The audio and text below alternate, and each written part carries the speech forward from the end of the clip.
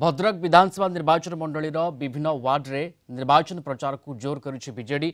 BJD प्रार्थी प्रफुल्ल सामल भद्रक पौरांचल विभिन्न ward में सम्मिलन कर प्रचार चलाई।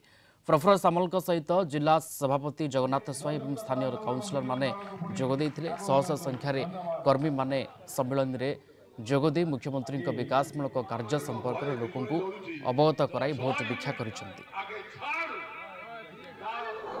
2001 मसीह आपण निजे अनुभव करठू